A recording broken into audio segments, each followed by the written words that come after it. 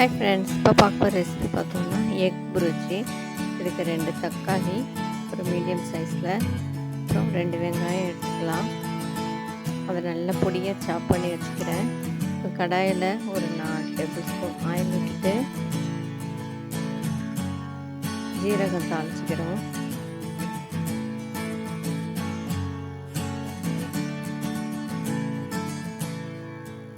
இதில்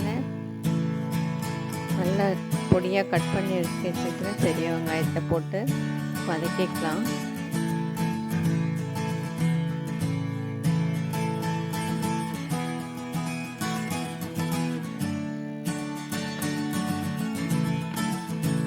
கண்ணாடி பதத்துக்கு வந்ததுக்கப்புறமா இந்த தக்காளி 2 தக்காளி இருக்கிறதையும் நல்லா அரைச்சி எடுத்துக்கிறேன்.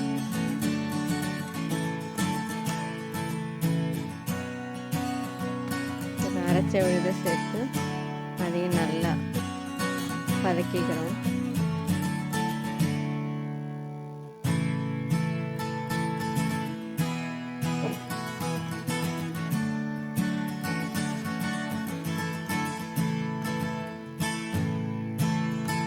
இப்போ இது ரெண்டும் நல்லா வதங்கினதுக்கப்புறமா பச்சை வாசனை போனதுக்கப்புறமா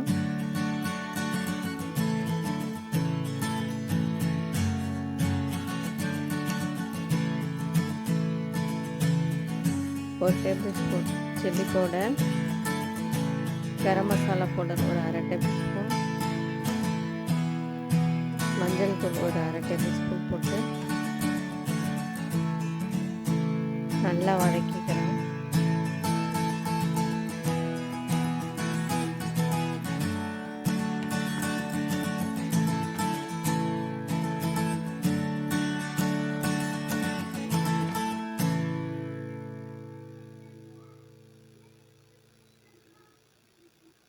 இப்போ இதோட பச்சை மிளகா 2 பச்சை மிளகா இலை வாக்கில் கட் பண்ணி போட்டுக்கிறேன். அப்புறம் இஞ்சி பூண்டு விழுது, அப்புறம் சால்ட்டு போட்டு நல்லா வதக்கிக்கலாம்.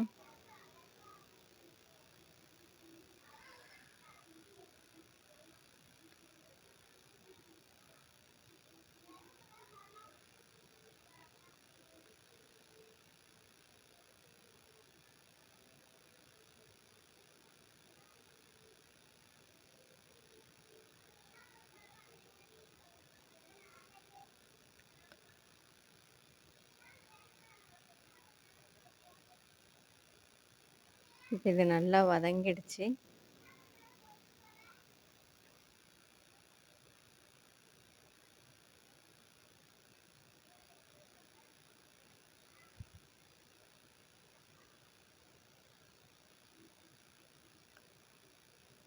இப்போ இதில்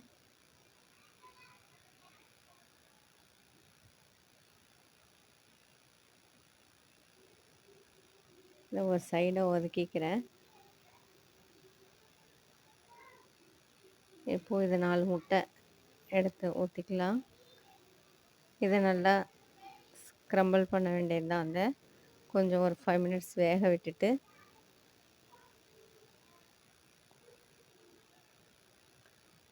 நல்லா ஸ்க்ரம்பிள் பண்ணிவிட்டு எல்லாத்தையும் மிக்ஸ் பண்ணிடணும்.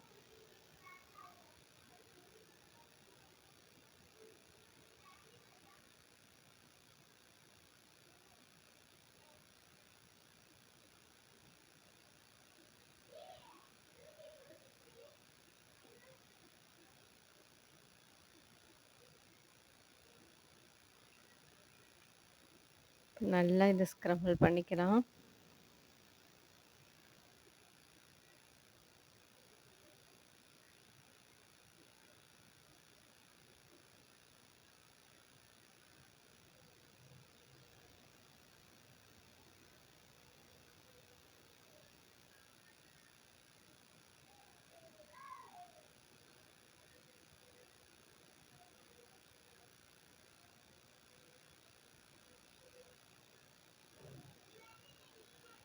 இதை நல்லா ஸ்க்ரம்பிள் பண்ணிக்கிட்டு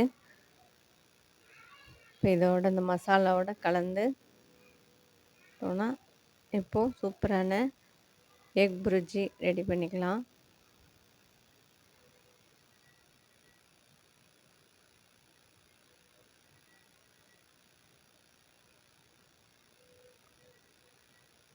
ஈஸியாக செய்யக்கூடிய சைட் டிஷ் இது.